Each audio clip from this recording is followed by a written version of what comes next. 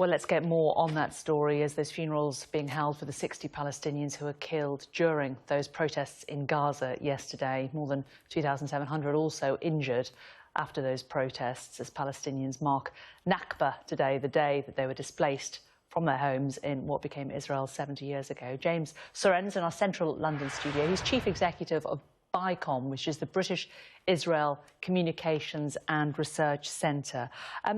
When you see those images that came through yesterday, the juxtaposition of Ivanka Trump, all smiles, opening the new Israeli embassy in Jerusalem, and the pictures of people dying on the border with Gaza, what went through your mind?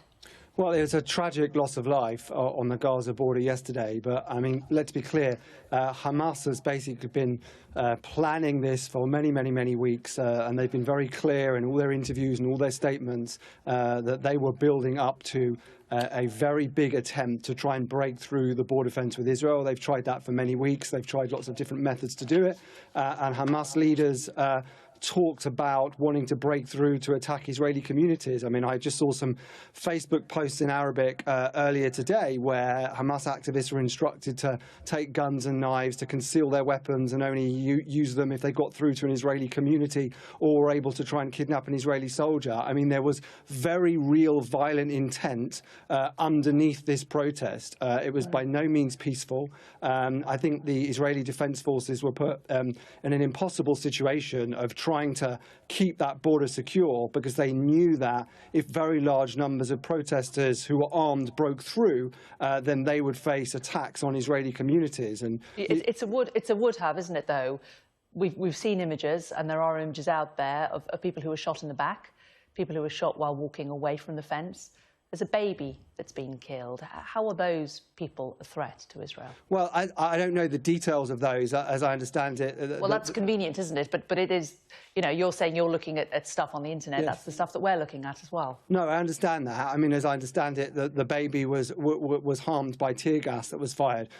There's a very real issue here about the fact that it was very clear there was violent intent behind the protests, and we do have to ask questions about why someone would take young children to a border fence in that situation. Hamas was very, very clear about what this was, and Israel was very, very clear, messages through all the media in Gaza, dropping leaflets imploring the people of Gaza not to try and break through the border fence and not to put themselves in a dangerous situation where they were close by armed Hamas fighters who were trying to break through the border fence. And let's be clear, Hamas is a banned terrorist organisation under UK law. If these guys were walking around London streets with weapons, they would be arrested, they would go to a prison for a very long time. This is not a peaceful protest but by a human rights organisation. This is an armed Islamic resistance movement that has been responsible for the deaths of hundreds of Israelis over many, many years. And these protests, with the violence that was added to them, is just the latest phase in a long war against Israel. They tried to fire missiles. They've got tunnels that they use to try and get to Israeli communities. They've kidnapped Israeli soldiers. These protests were a very clever attempt to basically attack Israel, but in a different way. And I think a lot of military forces around the world will be looking at the situation that Israel was placed in. And I think a lot of people as well asking what else could they have done. A lot of people, though, will point out that because of the 11-year blockade of the Gaza Strip from Israel, from when Israel pulled out, Hamas is the only structure inside the Gaza Strip that the people who live there, whether they support Gaza, whether they support Fatah, have. They are the people that provide food, that provide medical help. They are the government of Gaza, whatever you will say about them. And the people who live there don't have a choice, do they?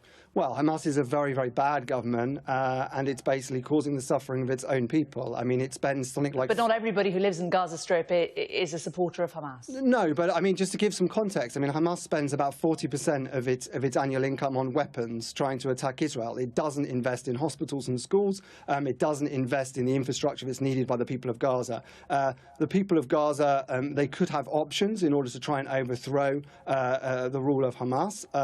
And, you know, Hamas was actually in a lot of trouble before this unrest. It was getting more and more unpopular. It was very clear that Hamas was not delivering for the people of Gaza. Some analysts believe the reason why Hamas has tried to make these protests as violent as possible, to whip up as much violence against Israel as possible, is to actually divert attention away from the very real problems that Hamas has basically been completely incompetent at ruling Gaza. But there is a way out of this. It's very, very simple. Hamas commits to basically disband its military infrastructure, to give up its missiles, and it can basically enter a dialogue with the international community. You know, at the moment, the only people, you know, providing for the people of Gaza are Israel and Qatar, who are providing water and are providing other supplies.